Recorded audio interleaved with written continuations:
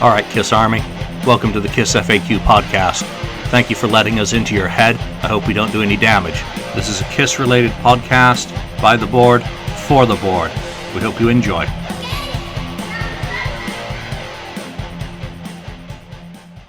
Welcome to episode 53 of the KissFAQ Podcast. I'm one of your hosts, Julian Gill, and joining me today is Ken, 69th Blizzard on the board. Welcome back, Ken. Lonnie, St. Louis Kiss, and Marcus Almighty, Mark. Thank you guys for joining me as we celebrate what is officially the first anniversary of the KissFAQ Podcast. When we set out to do these, I had no idea where we were going to go, how we were going to do it, who we were going to do it with, and what we're going to get in the end. But we've made it through a year, which I think in any project is a pretty impressive feat, and I'm certainly impressed. And I would love to take all the credit for this podcast, but I can't. It wasn't my idea. I was forced into doing it by Daniel, who was on the very first episode, along with Nigel and Alex, who came, it was Daniel who came up with the idea and said, hey, let's do a podcast. And I'm like, oh, okay. When it had already been suggested to me and I'd already turned it down. So we're going to have a little bit of a look back and a look forward today, where we've been, how we've done it, things that we've enjoyed about this first year, because I think we've all grown as podcasters. At least some of us have. I haven't, so I'll have another sip of beer. Lonnie, I'm going to jump in with you. What have you enjoyed, and what are your thoughts on our first anniversary? Well, it's really interesting to me because I can distinctly remember around the first of the year last year making it. Actually, I swear to God, this is no bullshit. Making it a New Year's resolution of mine that I wanted to create my own KISS podcast in 2015. That I had interviewed, and not interviewed, but I had auditioned for Three Sides of the Coin and did an episode with those guys. And they went with Mark, and Mark's a great guy. I have no ill will towards Mark or Michael or Tommy. They're great guys. And but at the same time, I was disappointed that I didn't get the gig on there, but I really had enjoyed it and thought, well, maybe, maybe I just do my own or something, and just start my own entity, because I really enjoyed doing it. I just didn't want to give up on it. And I watched the first episode of the KissFAQ podcast, and Julian had put out that, if anyone else wants to participate, let me know. And, I jumped on and said, yeah, absolutely. I'd love to. And, Julian's been gracious enough to let me host multiple times, and I really enjoyed the experience of meeting KISS fans, not only from the U.S., but from around the world with Daniel and with Alan, and getting to know different KISS fans and different types of KISS fans. Because we all talk about timeline a lot. We all have our different timeline of being a KISS fan, and because of that timeline, we have the eras that are more important to us than other eras. And overall, for me, it's just been a great experience getting to know different fans and getting to know Julian, because I've had, and I'm not trying to be a Julian lemming here or anything, but I've had Julian's books for years. And I was a little intimidated at first, actually, that I was going to do a podcast with Julian. Like, I know a lot about the band, but this guy's written like freaking books about the band. So it's been a great experience getting to know you, Julian, and the rest of the guys, and getting to BS with Andrew once a week is always a good time for me. So. Yeah, and then you found out what a dick I was, and you're like, oh, Jesus. Absolutely. You know what? Looking back to how this all started, I gotta give props to Three Sides for one thing. One of the things that a few of us talked about, that how we wanted to make our podcast different, was to get a girl on the panel. And you know what? Three Sides, Lisa, you guys are awesome. And she's an absolute fabulous fill-in when she's been on the show. And you know what? I think any podcast needs to get a little bit more represented by that side of the KISS army, getting away from a little bit of the testosterone. So ladies, and we're not going to say ladies in waiting or ladies of the night as Gene would, but ladies, and actually you don't even have to be a lady, just girls, females. If you'd like to be on the show, we're always looking for people who represent the KISS army from whatever demographic or whatever, however you define yourself. We'd love to have more people on there. Mark, let's jump into you, because what made you interested to get involved with this insane group? Well, before I actually started with you guys, a while back, I did a little small podcast of my own where I did something about. It was basically a podcast about albums that inspired me to write music and to just do things in general musically. And every episode, I would focus on a record, and I would maybe, just talk about a record. And I enjoyed doing it. And then a bunch of stuff happened. I broke my leg, and I was in hospital for 3 months. So I stopped doing it, obviously, at that point. And then I started watching and listening to you guys while I was in hospital, actually, for a bit. And then when I got out and I started listening to you guys again, I decided I would take a chance, much like Lonnie, how you heard, if there was anybody available to come out and do it and to join in. I took a chance and did it. And much like Lonnie, I have to say it's been really a great experience. I've met a lot of great guys like you guys. It seems ironic a lot of the times that I've been on and doing episodes with you guys, it's always been us four that have been doing them pretty much together a lot. And I've kind of almost gotten used to it being us four whenever I'm on, at least, right? But I mean, I've met a lot of other great guys like Daniel and Alex and those guys, and they've become really people that I can consider friends too now as well, right? Along with you guys. And if anything, that's been the greatest advantage, I think, in doing this is just the social aspect of it and the friends you get to make from doing these kind of things, kind of branch out and make new friends and different people around the world. It's been great. I mean, I really enjoy it, and I look forward to doing it more, and I hope I'll have more chances to do it. Yeah, you've come up with a lot of good topics throughout the year, so I do thank you for that and your passion that you brought. Plus, your knowledge of other music's been really cool because you've got a pretty diverse palette of musical taste, which certainly brings something to the conversation when we're talking not only about Kiss but about things in general. So, very cool. I'm looking back through these episodes here at people who were on early on during the podcast, and Alan, of course, Balish, whatever. I always get it wrong. I can never think which way to say it. So, was on episode 2 with Sean, Hooligan's Holiday. Of course, Daniel and Alex on the first one. We haven't had Alex on for a little bit. Circumstances change. But, we've built up a very strong core, and, it's really nice that people have been very positive about everyone who's been on the show except for Andrew. So... That goes without saying. There you go, Andrew. Hey, Ken, what about you? What made you interested in getting involved in doing such a crazy thing, such as podcasting? Yeah. Well, first of all, I think I started listening to podcasts a few years back. It was the podcast. I think it was the first one I listened to, and then I started finding the other ones and so on. And I was thinking when I'm listening to this thing is, I know I have something about this topic or this idea or whatever they're talking about.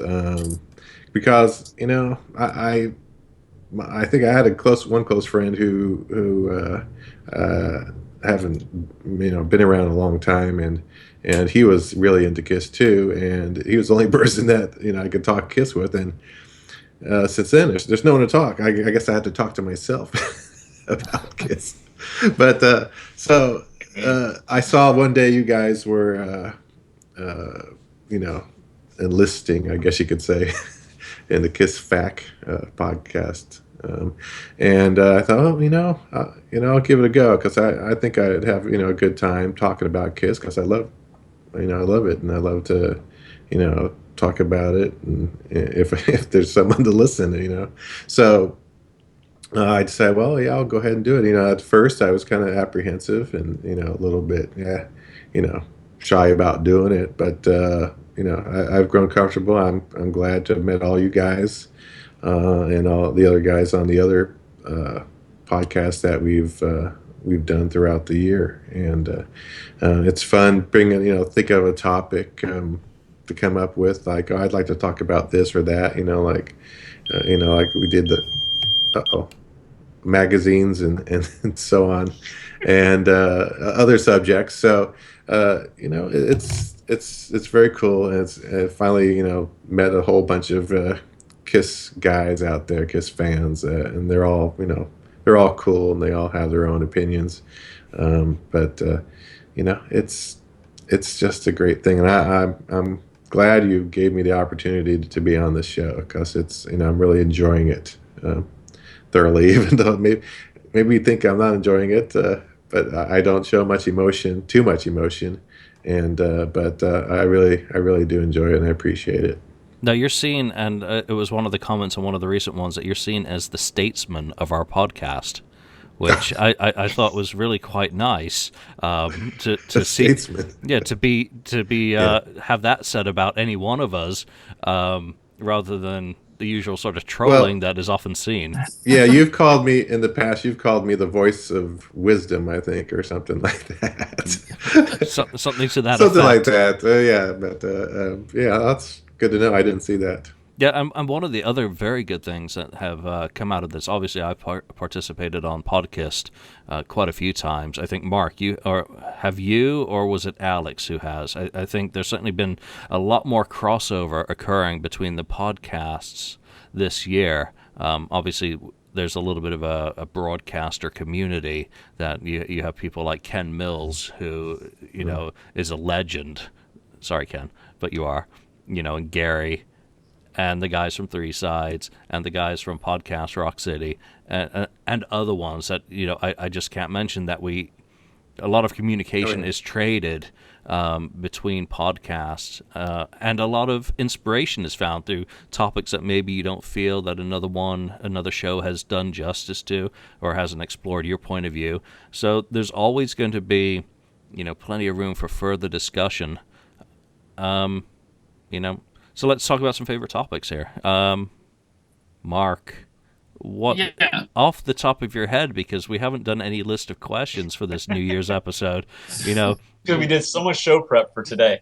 Yeah, the show prep was liquid. So, well, there's two off the top of my head that I really enjoyed. One was with me on, and one was me that I wasn't on. So, the one that I was on that I really enjoyed was doing the Kiss singles, the favorite Kiss singles that we liked. I thought that one really well. It was a little bit of a longer episode, but I thought it was really well received. I thought a lot of people also chimed in on that one afterwards. I noticed about what their favorite ones were, and there's a lot of feedback on that one, which is always a good sign of a decent, I guess, episode, right?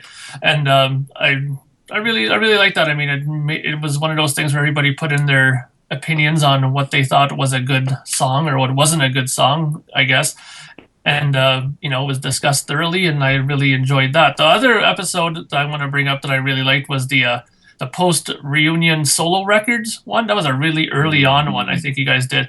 And I really liked that one because, to be honest, at that point, I wasn't too familiar with some of that catalog. So listening to that at that point was kind of helpful to maybe hear opinions on what was worth checking out and what wasn't, right?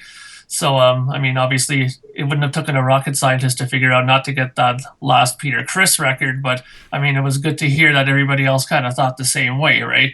But, yeah, those two off the top of my head were really good ones I liked. I also enjoyed the one we did with your latest book that came out. That was a really good one as well, I thought.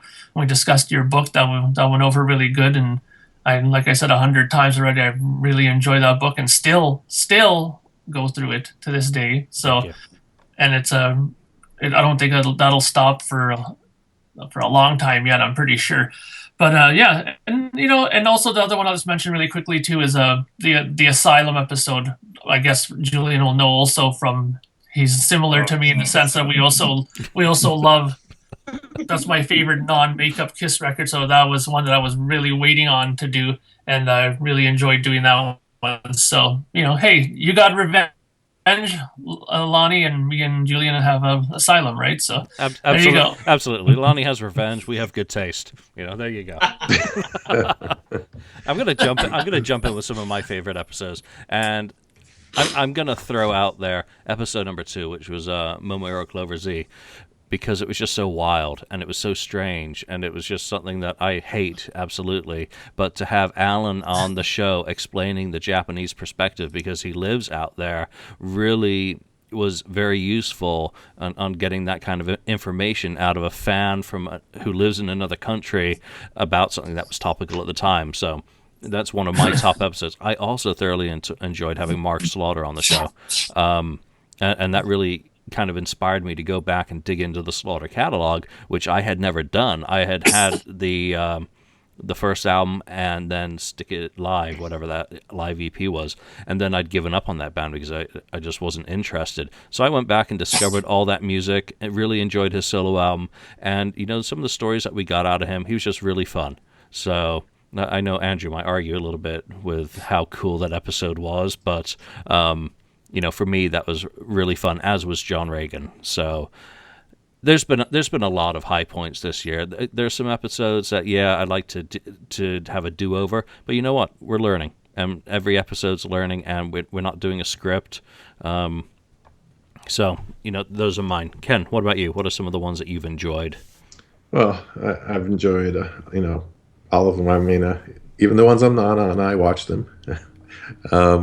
I don't get on there to watch myself. Yeah, only to watch the ones with me. No, they're all great. The ones that I liked are, you know, the ones we went over the books. I think we went over the top maybe 5 Kiss books.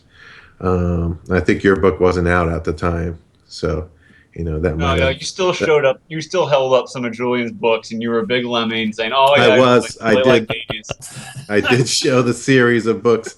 I did the Kiss album Focus. You know, see, there it is. Look for it on Amazon. The check's in the post, Ken. You know, as much as I've tried to keep my stuff out of the show, you know, it's hard for it not to creep in. Yeah, that's one. What's very interesting, the Kiss collecting ones too. I know we're going to probably have future ones, episodes, and but that's very interesting. Everyone has something different, and everyone collects different things.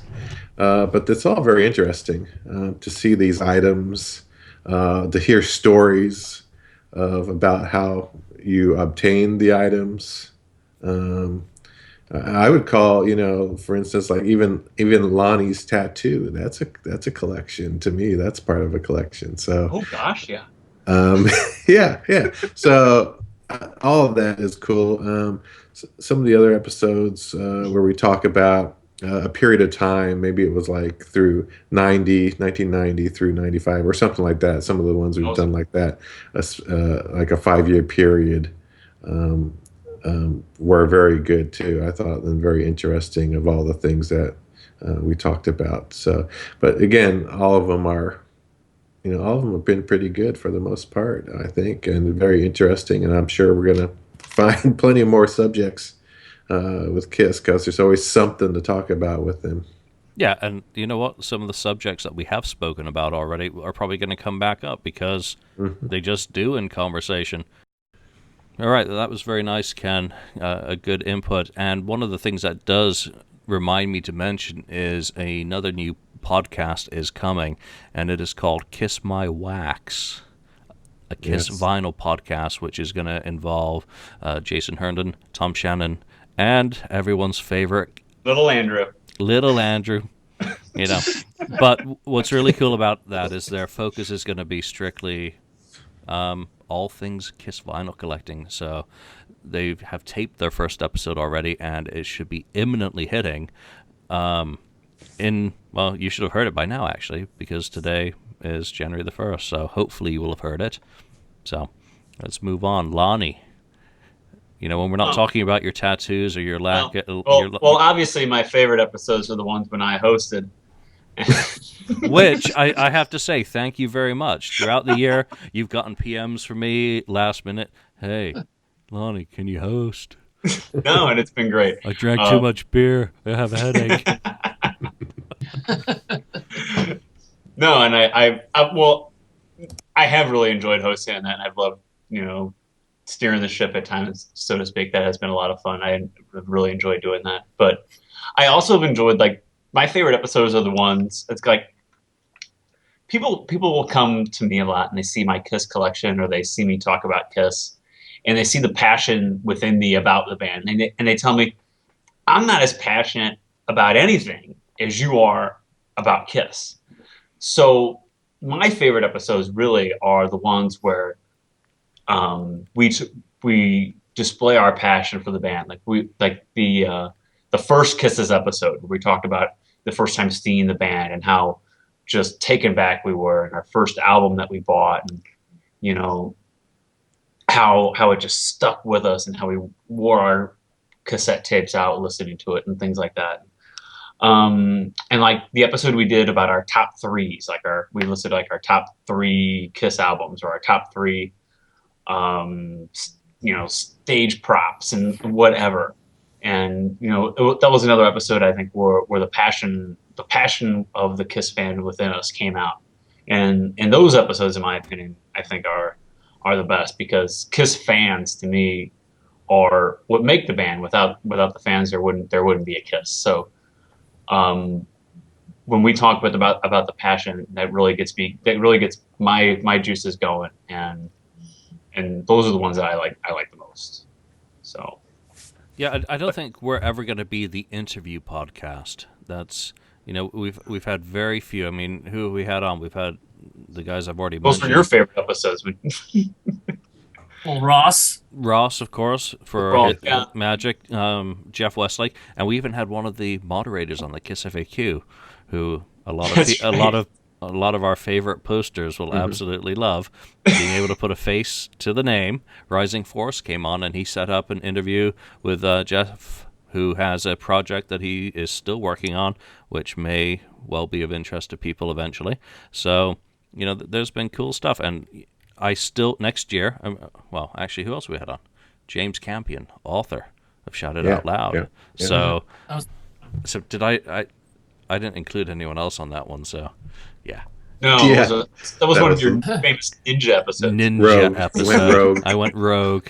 So hopefully next year we can get a few more interviews. One of the people who is on, there's 2 who I would love to have on, and they are both Frelly's Comet related. Richie Scarlett. So Richie, if someone happens to tell you, I would love to get you on this show to talk about a friend of mine your early time. So I do have his wife as a friend on Facebook, but a friend of mine is good friends with Richie, actually. Yeah, so Richie is very cool. Love his style and his music.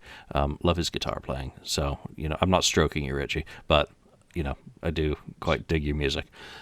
And I want to get Todd Howarth while we're talking about Frelly's Comet. Todd obviously came in at an interesting time. So those are 2 guys who are on my radar. I know Tommy's going to say no if I ask him to come on the show. Why stop with him? Let's get Ace. Oh yeah, Ace is always busy. I have asked a few members of the band to be on, but so far no go. We'll have to see if we can get any of them. So let's move into next year. Lonnie, before we talk about next year Kiss related, let's talk about next year KissFAQ podcast related. What are some of your aspirations? Because I know one of my goals is to have you host solo and me not have to press record all the time. So where do you want to see the show go next year? I don't want to step on your toes or anything, but I'd love to see that happen. You and I talked about that a while back about me being able to host and record on our own, that you wouldn't have to be present. We already know that you're able to host. You're more than able. With not only filling in, it's just the technology side.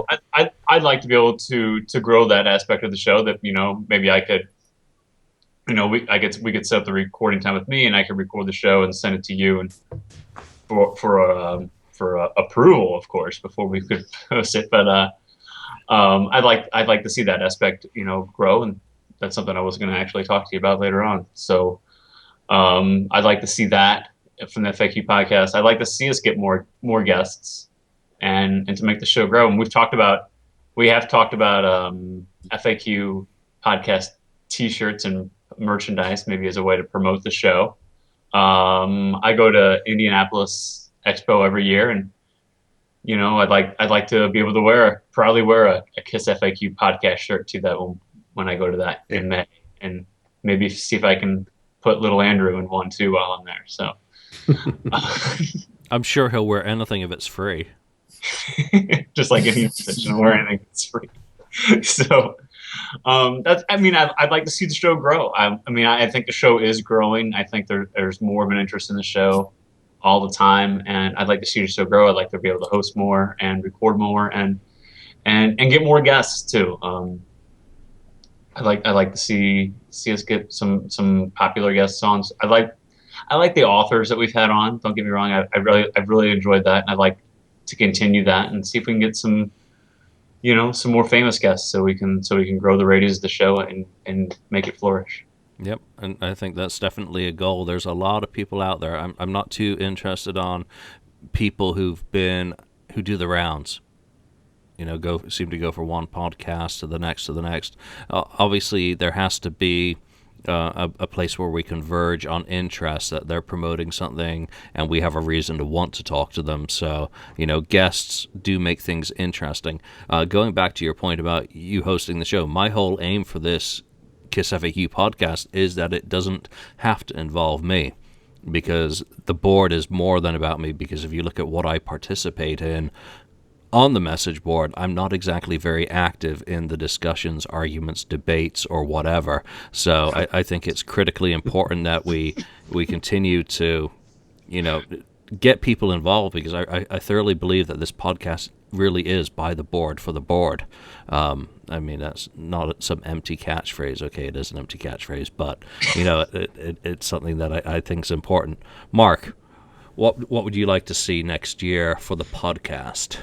Well, I think Lonnie touched on a lot of the things that are important for the podcast if the plan is to grow it. I mean, as we all know, getting more people to view it and how to get more people to view it are sort of an important thing to think about, whether it is making, shirts or getting some kind of promo stuff out floating around, or whether it's getting guests that people are interested in to come out.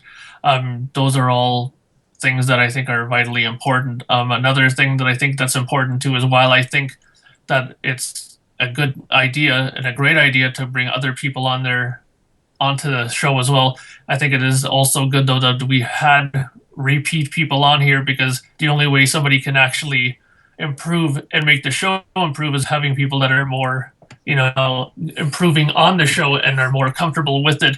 I mean, sometimes, even from my own experience, I'm sure one of the very first times I ever did a podcast, it was a little bit of a deer in the headlights.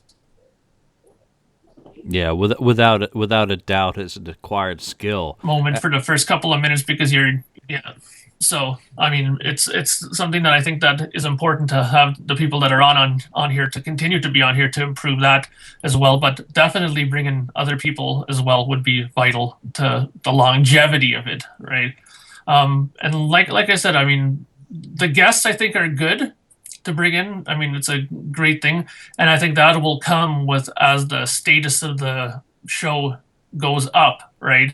I mean, getting people to maybe start adding a bit of iTunes reviews and stuff like that will also help in putting the status of the show up higher, and we'll get it more advertised in that way as well. So, if that's all, how it is. A guest wants to get on here and get onto a show that'll get him the most amount of audience. That's just the way it is when someone's trying to promote something. So we have to turn the show into something that people look at and say, yeah, I'll reach a large demographic on this show. So I think it's possible. I think we all have great people on here, and Julian's quite knowledgeable, so is Ken, and so is Lonnie, and lots of other people here have great knowledge. So it can be something that'll be very, well looked at and could grow, I think. So 2016, I think that should be the goal. Yeah, more important than knowledge is passion, I think. And that's just one key thing that I think anyone who wants to either be on a podcast or, do their own for that matter, it doesn't matter what you know, it's what you think and how strongly you feel about any of the topics that you may want to approach, because there may be knowledge, and unfortunately, you see me surfing a lot when we're on. I'm like trying to fact check myself live, because I often feel like I'm not allowed to screw up and misstate something. But you know what? I've done it plenty of times throughout the year, and I'm getting more comfortable with making mistakes. So, Ken, what do you want to see next year? I want to see Lonnie host. No, I'm joking. Just shouted Julian from out of nowhere. Yeah, I'm joking. All right, all right. Yeah, On that I'm first all, episode when Lonnie's solo and pressing record and doing everything, who else should be on that show? I think Andrew should definitely be Andrew one of should those definitely be people. on the show. yes. And who should be the other?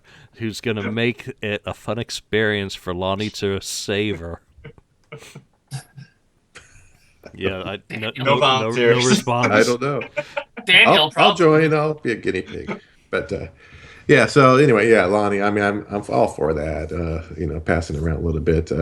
I don't know if I want to host. I'd maybe host. Maybe I could say resolution would be to, host one episode throughout the year, just one episode. But I'd like to see. Hopefully, Kiss.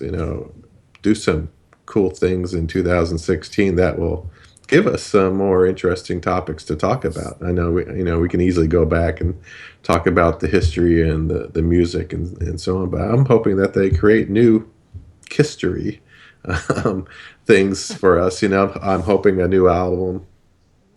By chance, I'm hoping that they're secretly put one together. For us. And hopefully that the movie, that documentary, finally sees, it comes out in some fashion, whether it's not in the theater or whether maybe it's on a video somehow. It'd be great to see that finally. And I'm just trying to think of some other things. Like Lonnie was saying, more people to interview. You don't like Mark was saying we don't need a lot of interviews, but if the chance comes up to talk about something, someone who has dealt with Kiss in the past or worked with Kiss or worked on an album, and it's could be very interesting. Like all those interviews that you had in your book, Julian. I mean, there's a lot of interesting, minutia, right, in that solo album book. So there's a lot of people out there that have worked with Kiss in the past that probably have some interesting stories we've never heard. So if that comes up, yeah, I wouldn't pass the opportunity to get those guys on and ask them some questions of what was going on at the time. Otherwise, just keep doing what we're doing. I think we're heading in the right direction and down the track, and that there'll be plenty of things that we haven't thought of to talk about, and we may go over some things again, like you said, Julian. But there's always something new that comes out, or you remember in your mind about experiencing some of these things in the past. Especially for me, it's been a long time, being into Kiss, so that's. Some things could escape my mind. Sometimes they pop back in there. Yeah. Well, you know what? Just sorry to cut you off really quickly, but just because Ken mentioned about hoping for a new Kiss record, I'm not sure how many other podcasts you listen to, but on the Chris Jericho show, he had Doc McGee on from the Cruise, and he went on record saying that there will be a new Kiss record. So there you go. There will be apparently a new Kiss album. but a new Kiss record as a phrase runs a whole gamut of, from here is us re-recording Rock and Roll All Night with a Swahili drum band, to I think people were asking about actually a studio full-blown actual album. I don't see any reason why they don't, and we're going to move into some of our hopes and desires for Kiss in 2016 in a minute. I do want to kind of touch on one thing that, the way I want this podcast to be and my vision for Daniel's vision, because again, it wasn't my idea, is I think that anyone who comes on this show, anyone who participates on a regular basis, there's no reason why anyone cannot host it. I think the critical part is being able to handle the technology side. So any one person, I mean, even in the episodes where I'm pressing record, I don't have to host. It's important that everyone gets out of doing this what they need to on a personal level, as well as just having fun. So we'll see where it goes next year. Step one is Lonnie takes over. It is funny though. It is funny. There was one episode that kind of ended up being that way, where for a second I think we had a technical problem and it was just me and you, Julian, and I actually ended up started asking you questions. I think it was that Ace episode there. So I had a little small taste of what it's like to kind of host for like a few minutes there, but it was interesting. But it'd be something I might like to do maybe once here and there, maybe down the road too. So Yeah, and you know what? Everyone's backgrounds are different. I happen to do quite a bit of public speaking to large corporate groups about technology and whatnot. So, I come in with a inherent ability to bore people to death. So, let's talk about backup methodologies and strategies. So, it's not that far disconnected from KISS, which also puts some people to sleep. So, it's fun. I've had a blast hosting it. I am an absolutely unwilling host. Let me put it that way. I had stayed away from this concept when Tim suggested it years ago. He said, "Hey, look at these guys. They're doing a podcast. What about KissFAQ doing a podcast?" I'm like, "No, screw you. I'm not fucking doing no stinking podcast. Let them do it. I look like a bunch of jackasses." Here we go. And a few years later, here I am. Tim, you were right. It was a good idea, and I'm sorry I didn't take you up on it then, but thank goodness Daniel did. So, all right, let's look at 2016. Happy New Year, everyone. I'm sure everyone has their own thoughts on what they hope KISS will do this next year, or this year. It's kind of hard. This is like... Started changing it, 15 to 16. Yeah, this is like a Star Trek episode, since we're taping this a little bit before New Year's, running into a temporal rift. 2016, what do I want to see from KISS? I don't want to see any more compilations this year. We're coming out of a phase of the band where things have been a little bit weird. They've done 44 dates in 2015. They've got at this point only got a few dates set up for 2016. We know the Europe leg is going to grow, because they're not just going to go out for 3 dates in Germany and 1 in Italy. Just does not work that way economically. So you're going to see I'm pretty sure you're going to see a full-blown tour of Europe. Whether or not they go to England, I don't know. But there's going to be more shows in Germany. I wouldn't be surprised if they do some of the Eastern European markets again, wherever there's festivals. So Grass Pop, some of the Spanish ones. I can't think of their names off the top of my head, and I'm not about to surf to figure it out. So in between all of that, what do we want to see? I don't think anyone's going to say, no, I don't want a new studio album, regardless of any of the challenges that go along, particularly with Paul's voice. We know they can do things in the studio to help him, and I'm sure he's still learning how to work with his tool as it's become. He's very much appears to be a person who's in touch with his body and knows and is learning how to deal with the effects of aging. Lonnie, you're just like starting to smirk there. So. Trying to keep comments in. Trying to keep it nice, PG, in touch with his body. Well, read my body. Oh, yes. Someone had to go there. All right, so I wouldn't turn down a EP, or whatever. I would like some new music from them. I would like it to not involve little girls from other countries. I would really like it to not involve covering other bands, as Venus and Mars, obviously. That came out at the end of 2014.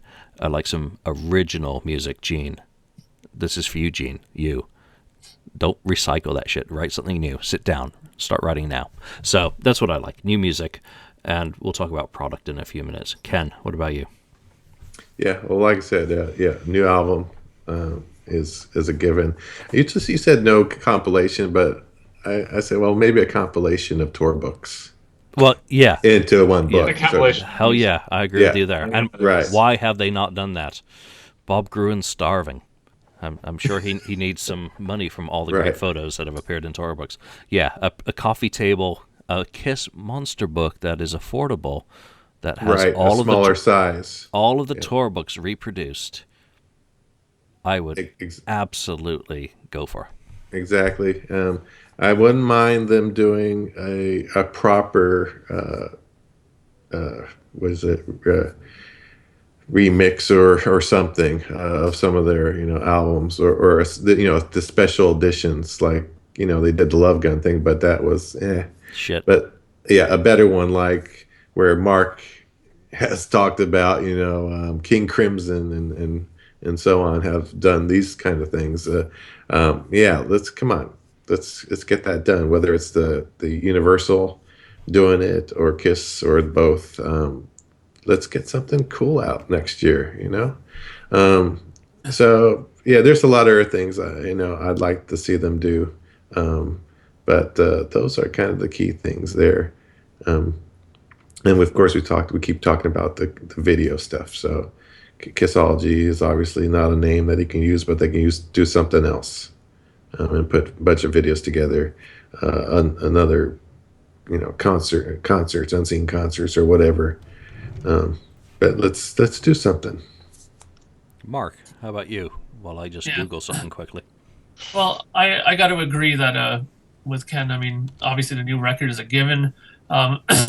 And like I said, and how Ken mentioned, I've been a long proponent here of making this sort of a deluxe box set that Kiss fans can be proud of and not hang their heads in shame with here. I mean, come on, they have enough material. I know people have heard me rant about this a few times already, but there's material. They have it. We know they have it. You can put it together. There's lots of people out there, young people that are Kiss fans that are great with technology, who could clean up video and do stuff to make it look really awesome. I mean, that's what King Crimson did.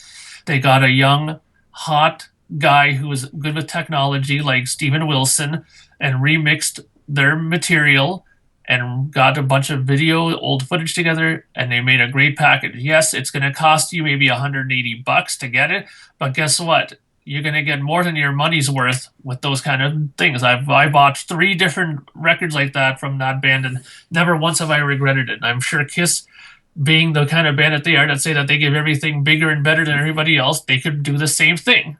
Prove it to us, And I think that's important. I think they should do it. Also, another thing that they need to do is they need to put their stuff finally into Blu-ray format. They've done nothing with Blu-ray, and they need to do it now. I mean, come on, man! Like, there's lots of things they can put into a Blu-ray format. I mean, as long as it's on film, you can convert it to Blu-ray. That's just how it works, right?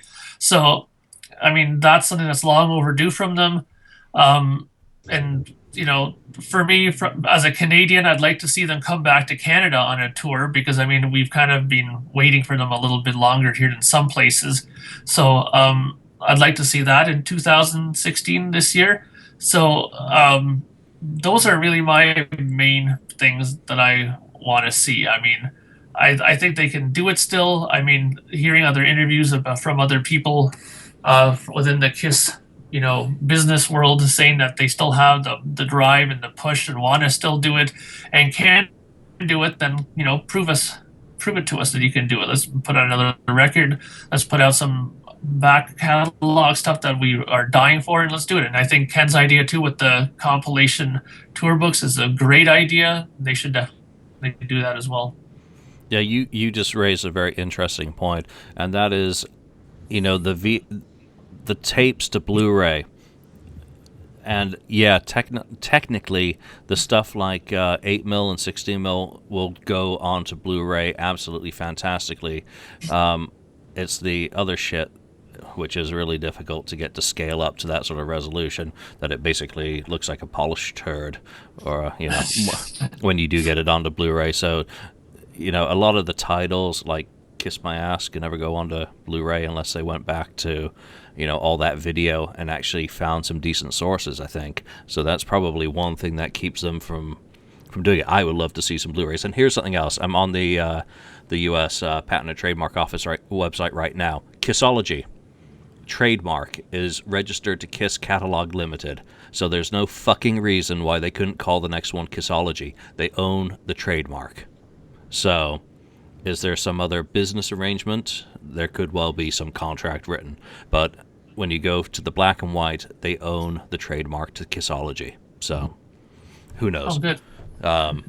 Who knows? Again, you hear people say on other podcasts, check the facts. Yeah, well, there's the facts right there. So there you go. Lonnie.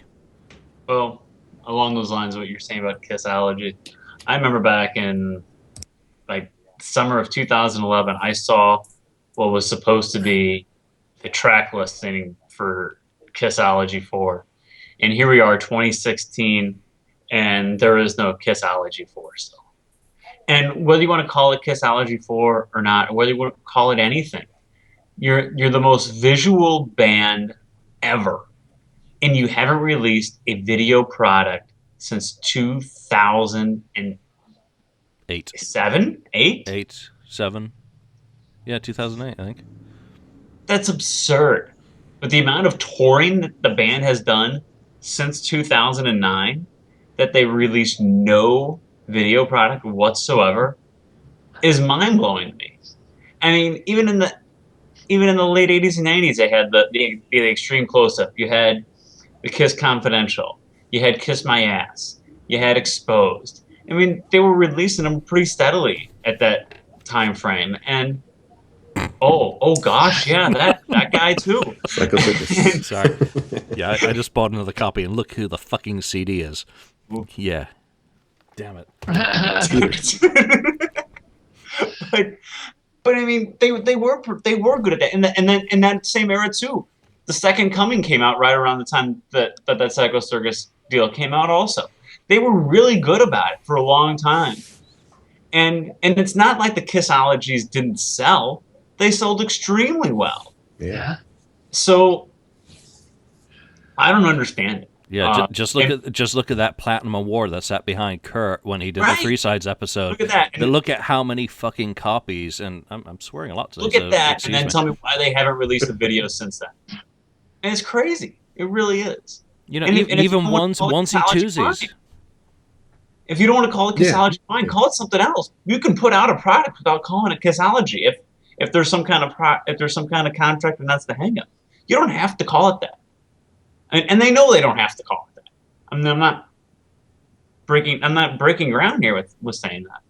So, I mean, that's what I want more than anything, is some kind of compilation video release, going back to the 70s, all the way up, or anything up through current day. I mean, think about that Cobo Hall show that they recorded. Like, oh yeah, we're going to record the Cobo Hall show, and we're going to put it out. This is 2016. That was 7 years ago that you recorded that. And nothing, absolutely nothing. It does not take that long to fix the vocals. Really, there is absolutely no excuse. And yeah, they're going to want to fix stuff on anything that they put out. Sure. We know that. You know, vocals, guitars, bass, drums, they want to fix stuff. So it's not all down to Paul, though he was sounding a heck of a lot better back then. You know, yeah, people were complaining back then. Yeah, in terms of where his voice has gone. So that Kobo show is just legendary in terms of what it represented. And it's not been out. It's like, Gene, these are dollars. They are passing you by. You know, everyone says that Gene is money hungry. Well, if that is really the case, why have we not seen anything? It does not take that much effort to put out some of these videos, whether they were the bonus discs that they used on Kissology, they could have put out on their own, one at a time, with a commentary track. Something like that. I would have eaten that shit up. And when you think about it, at the end of the day, the window is closing on that type of product. That in 5 years from now, are we really going to be still buying Blu-ray discs? We might not be. I mean, I don't know. I don't have some kind of inside information or anything. But will those be available to purchase brand new on a release date, or will everything just be downloaded in 5 years or so? No, they'll still be available, according to what he said. Well, okay. But I mean, that's my number one wish, obviously, is for some kind of Kiss long form video. We've been missing it for a long time, and it's extremely overdue. And my other wish, talking about 2016, is if Kiss does. I mean, there are some dates trickling out there, and there's the Casino in January, and there's an acoustic show in February, and a couple of shows in Europe already.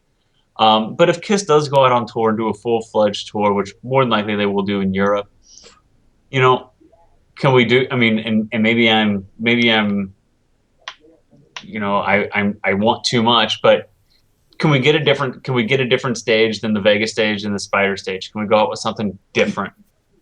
And this isn't going to happen, but can we play a different set of 16 songs when you go out on tour? Have a reason for the fans to come see it, and you're not going to play the same 16, 17 songs. Yes, you can. You can.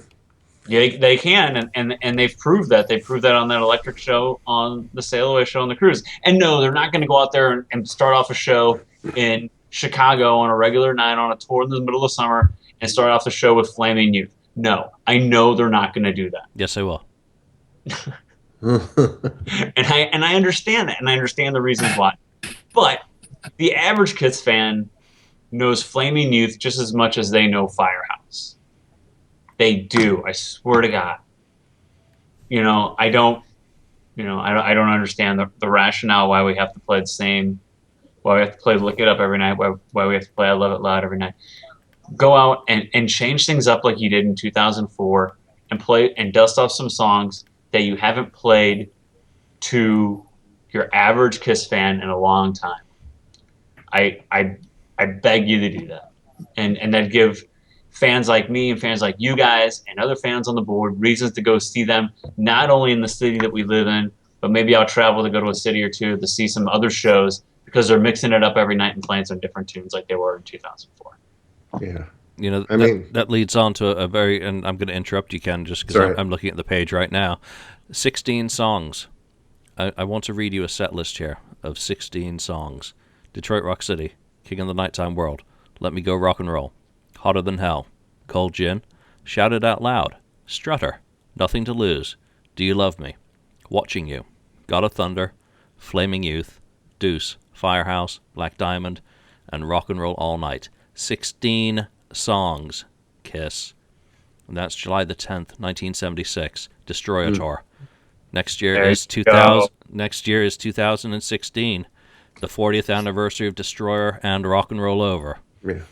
I'm pretty sure that this band is capable of doing a 16-song set. You can leave Lick It Up at fucking home, okay? You can leave I Was Made for Loving You up your freaking wazoo.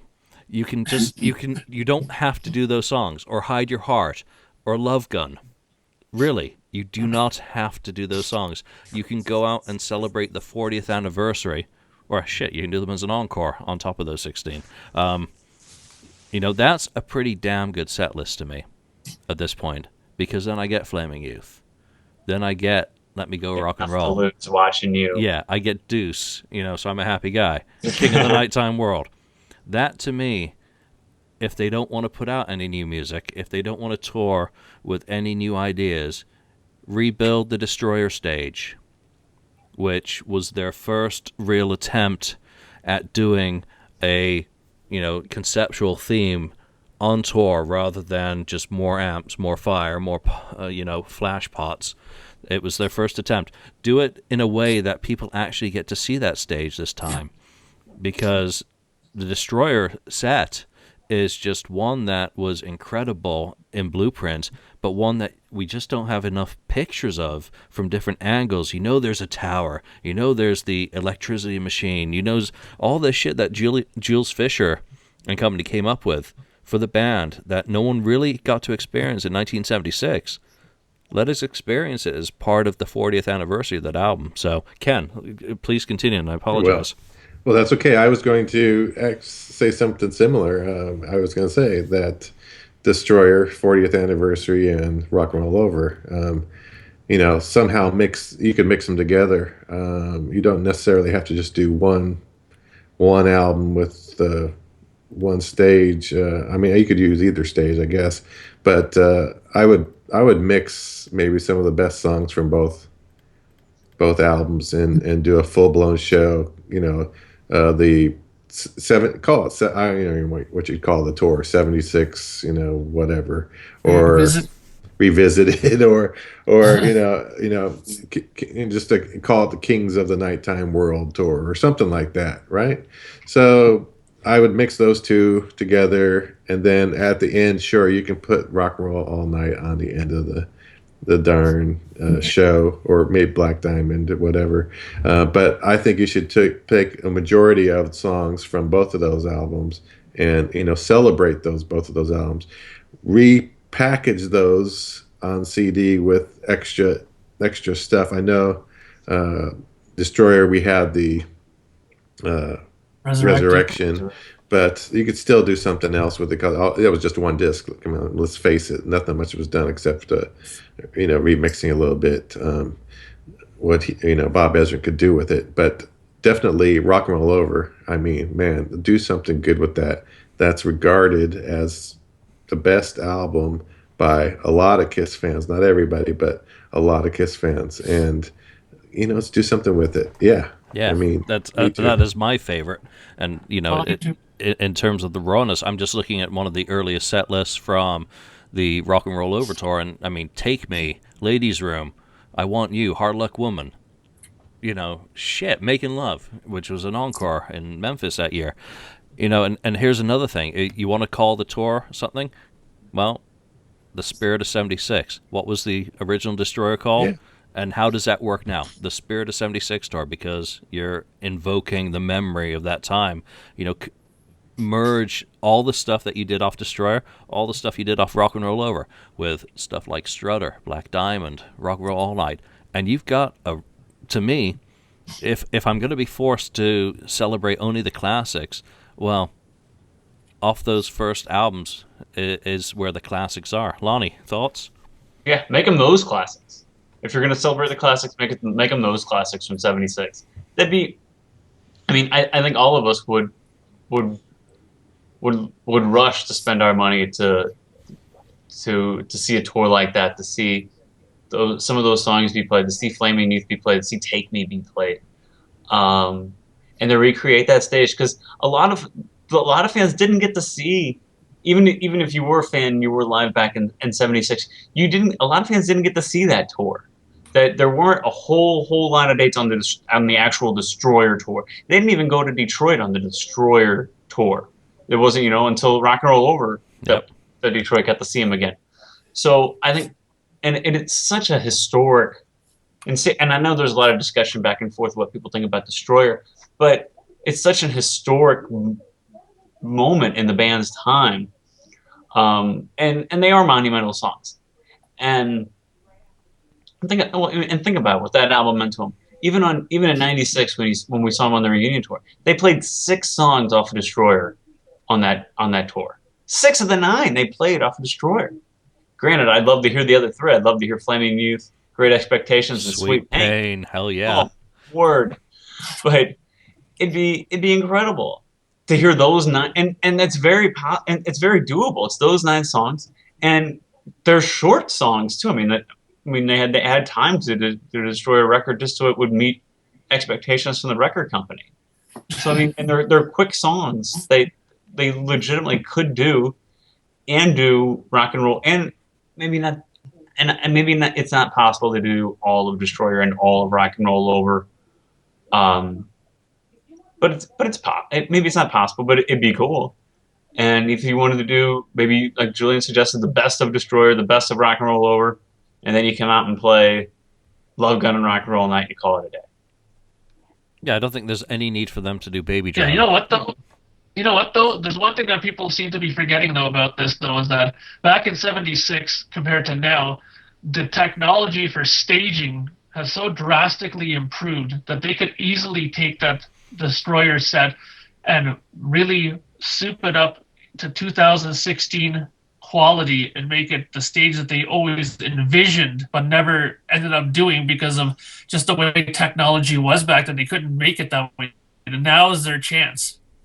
And something they could do too. I saw Motley Crue in like 2009, and they did Dr. Feelgood from start to finish, and then they took like a 5-minute break, and they played like on a Dr. Feelgood type stage, and they kind of took a break for like 5-10 minutes and came back out, and the stage looked totally different. And then they played like Wild Side and Girls, Girls, Girls and Shout at the Devil and things like that. They could go out there and they could play Destroyer on a Destroyer looking stage, those 9 songs, take a 10-minute break, come back out with what could look like a rock and roll over type stage and play songs off of that. Now, how badass would that be? And how quick would you guys go out to go see that? In a minute. Exactly. Absolutely. In a minute. Take my money. Would be, take my money. Here it is. I wasn't there in 76, and if I were to be able to see and hear, a lot of that material, and, if you think about it, Harlech Woman, great opportunity. Let Eric sing it because you get the gravelly sort of voice instead of Paul doing it, and it gives him a little bit more of a rest. There's so many opportunities on both of these. I don't want them doing Beth, but, they probably would if they're celebrating it. I'll just have to suck it up and deal with it. Go get a beer. Yeah, go get a beer. Pee break. But it's just so appealing when you start thinking about what they could do, that everything they tried to do with the reunion tour was to make 1977-78 Super Kiss era, as bombastic and to exceed everyone's memories of the Helicon days of, the Kiss in their prime. They tried to replicate with the reunion tour. Well, now bring that back a step, because you've already seen what they can do on the cruise with the Kiss 75 staging. Do the same with Destroyer. That would be fun. A couple of encores would be excellent. But if you take those basic sets that they were doing at the time, that is, again, as you said, Lonnie, the core of the Kiss catalog. And you're still going to get the hits. They feel like they have to play the hits. Well, you would be playing the hits. You're playing the stuff everyone recognizes. But you'd be playing them in a setting that would be incredible, and that the casual fan would like, because they get to hear Detroit Rock City, they get to hear Beth, and the hardcore fans loving it because, oh look, there's a castle over there, and Gene's gonna draw blood from the castle instead of from the middle of the stage. I love that. Yeah, no more flying. No more Gene going up to the freaking truss. No more Paul going to the mini stage. You want me to come out and see it? No, we don't. We want you to sing another song. It's run its course. It's past its sell-by date. It was really fun and exciting for the first 15 years. But, it's time to put the sizzle back in the show, guys. I mean, I'm trying to think of some Paul Stanley phrases here because, the cool thing is, I can come out there and see them. No, stay there and sing another song, Star Child. All right, so merchandise. What do you want to see? Hello Kitty? Oh, no. God. Or, if we're talking about 1976, here's something that I want. I want the originals reissued, and the originals too, as proper collector packs. If we're celebrating 1976... Like they did Chronicles. Remember that? How bad? Are you saying on vinyl or CD?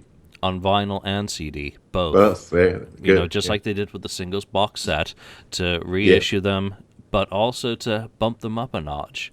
So you're using the new 2014 masters, hopefully that they have kept usable for cutting platters, but who knows. But also to expand the booklets a bit, so they are different. So we get a non-Japanese kind of version of originals too, just because it's that core catalog again that's got the 76 albums in it. I think that it's about time. If we're going to do vinyl, do it properly.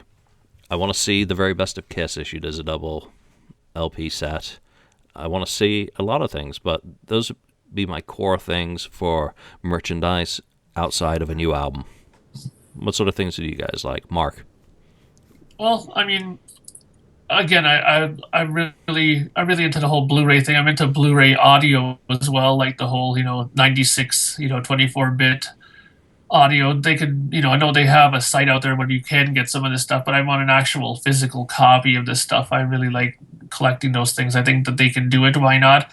Again, for somebody like Gene who claims he loves money as much as he does, it's another opportunity missed by him. As far as the whole toys things go, I mean, I've never been too big on the whole collecting of it, but hey, if they're gonna make another line of dolls or something, so be it. I mean, I wouldn't be opposed to it, but I wouldn't rush out to get it, mind you. But one thing that I thought was kind of neat, I don't think they'll ever do it again, but I was always kind of a minor fan of this, is they had a couple of Kiss video games for PC computer back in the day.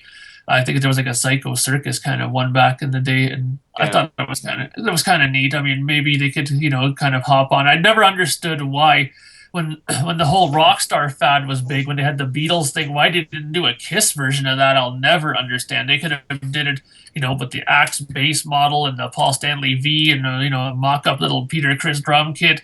And they have so many songs they could have used for that. They could have made a little, story along with it where you went through from the club days to the end kind of thing. And, why they didn't do that, I don't know. But, that thing, I think that ship has sailed for that kind of stuff. But video games and, that kind of tech stuff, maybe Kiss could look into something like that for the foreseeable future. Maybe something like that might be neat. But, I'm mainly a vinyl collector, so I'm more along the lines with Julian with what I'd like to see. A lot, the originals and originals too. A mocked up version of that would be great. Like a updated thing with that would be awesome. I have all the 2014 ones on vinyl when they came out. I grabbed all of them. I had to, and so I got that. But you can always have more when it comes to vinyl. They're like potato chips. You can't have just one, right? So why not just go ahead and give those things out? I mean, a 200, like they did. I'm surprised that maybe they wouldn't. Why they didn't do some of those other ones? Well, probably because of the Kissteria box set that they didn't do the Killers and those other ones. But would it be too much to ask to put something like that out for us now? But I guess only time will tell. But I'm a vinyl guy. That's what I'd like to get. So that's my big watch and wait for 2016. Ken, how about you? Well, I have to agree. The vinyl is cool. Of course, they did it. There's still some things, like you said, Julian, with the originals, and some other things they can do, I guess, with some of the other vinyl. The video thing, I still, let's get something out, please. Just get something out. The other thing with Mark was talking about the video game. I think Gene mentioned there is some video game in the works, but he's mentioned these kind of things before. There is supposedly some cool video. Now, who knows what the heck it's going to be? Kiss in army gear or something, shooting up, other rock stars or something. I don't know. I mean, I remember a game. This goes back along. I don't know if you guys remember this, but there was a computer game, that was an Aerosmith music game, and it came with this pick. It was a pick that was wire connected to, and you plugged it into the computer, and you had to play, like, audition with Aerosmith, and he had to do it right. And I can't remember what I was, rubbing the thing. Rubbing the thing? Oh my word! Hey, you've been suspended. The wire shows.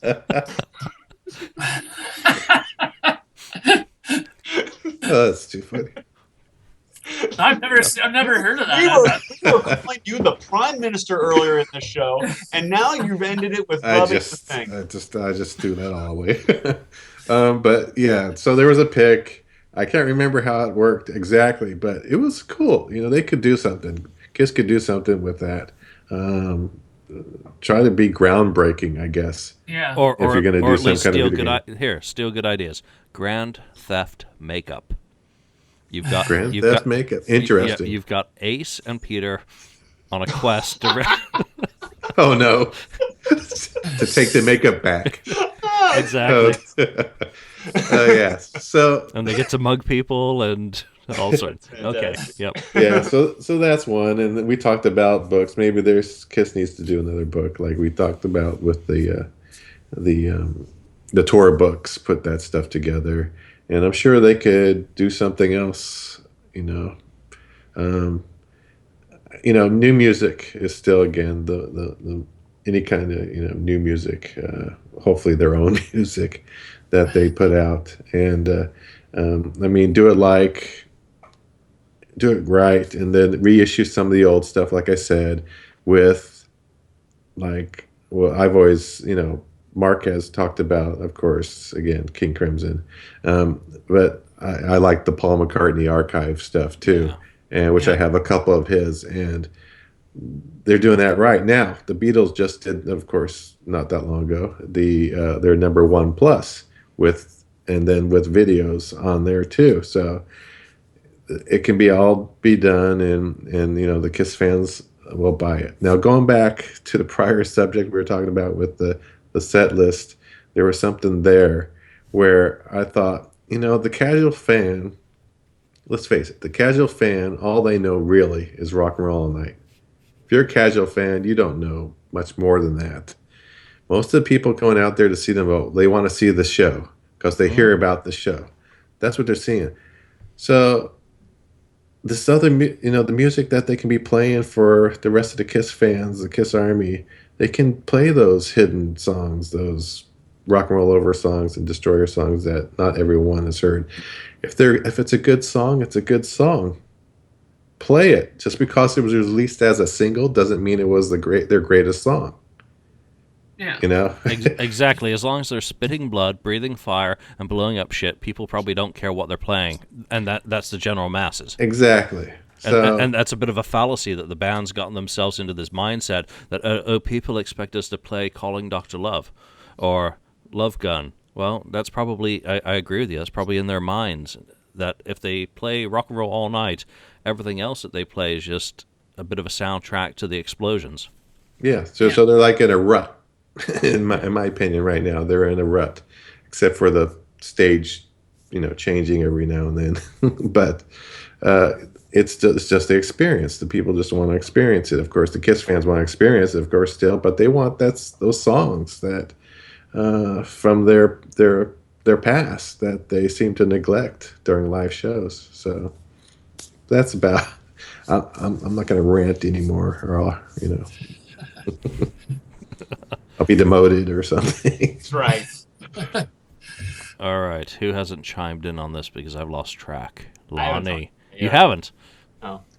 I'd like to see, going back to what we were talking about with next year or 2016 being the anniversary of Destroyer and Rock and Roll Over, maybe some kind of like double disc package with Destroyer and Rock and Roll Over and demos from that time frame, like Ain't None of Your Business and things like that, that didn't end up on either the CD or even in the box set and things like that.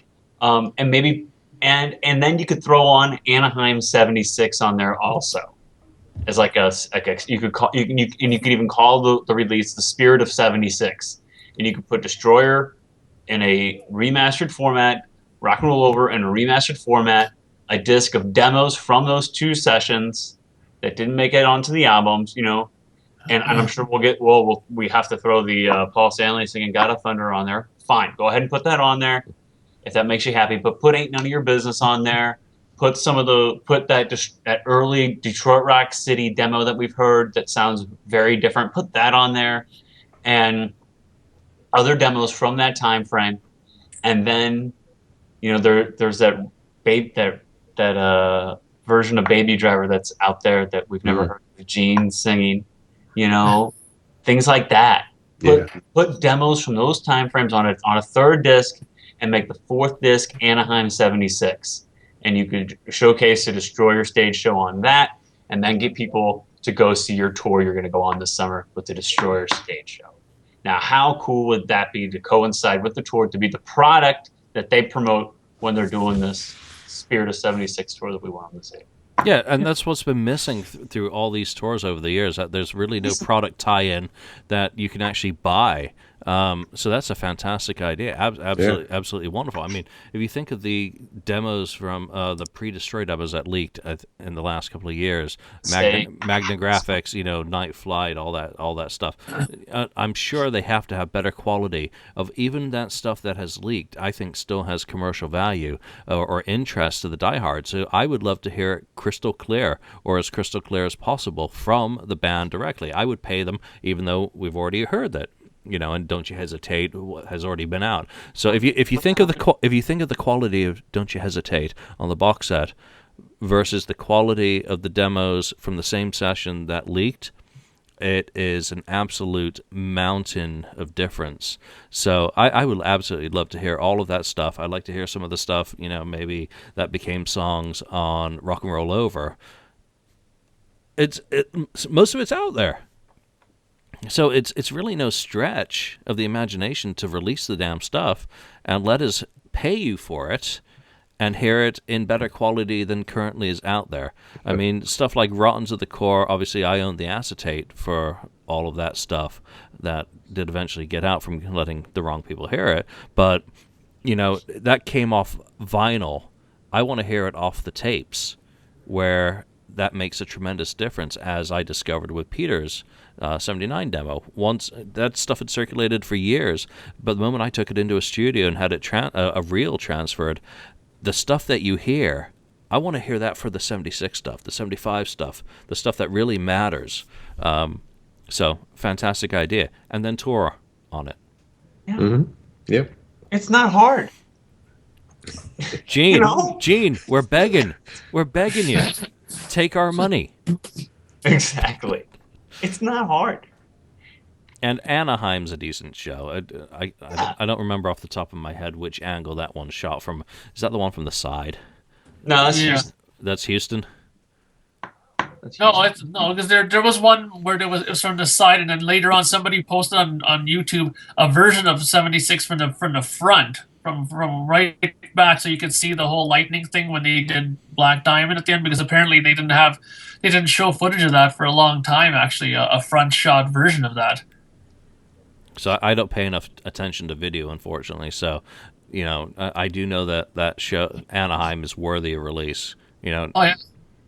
Anything they haven't already released is worthy of release, except for probably St. Louis, which is black and white, static camera. Yeah. What, do you think I was going to be mean? I thought you were going to say something degrading to my hometown, and I was going to jump in. No. I try not to insult hometowns. Their sports teams are a different matter. Yeah, you can insult the Rams So I think the key thing is that they have plenty of things that they can do. They have things that they can easily release, things that are already out there that they could release theoretically in better quality if those things aren't already in the hands of private collectors. So I think we've mapped out 2016 for Kiss perfectly, what they should do. What are they going to do? Something totally different. Yeah. Something that makes you go, really? Face palm. All right. Kiss meets Yogi the Bear. Come on. Kiss in One Direction. Kiss and the Revenge of Those Incredible Flying Machines, whatever that 60s cartoon was with Snagglepuss. Jetsons? When's the last time you heard that? So there we go. Let's start wrapping this up, because I'm sure everyone wants to get back to their new year and their evenings. 2016, it's all open for opportunities. It's about how much willpower the band has, how much willpower the label has, the fans. Hopefully there's going to be something for us to really celebrate, something for us to get behind and get interested in, rather than the same old in a different country, or the continuation of the Kiss 40 tour. That's been done to death. It's time to change things up somehow, some way, and here's a whole bunch of our ideas about how they could do so. So, as we enter the second year of the KissFAQ podcast, I hope that all of you are going to be a part of it, and everyone else who's been a part of it will continue to do so, and that we also have some new faces. So let's look forward. The female variety. Oh, the female girls, girls. So it'd be great to have our own girl with a important library of documents or something else to contribute to the Kiss Army. We know you're out there, and we'll give you our numbers. Hey now. And you can call the show. Okay. All right, let's wrap this up, guys. Mark, Lonnie, Ken, Happy New Year, and Happy New Year to everyone who's been listening to us all this year. And we look forward to our next year. So thank you all very much for joining us, and we'll see you on the board. Thank you for spending time listening to the KissFAQ podcast today. All sales are final. There are no refunds. If you like, look us up on Facebook or come over to the KissFAQ message board and discuss the topic we broadcast today. We hope to see you again.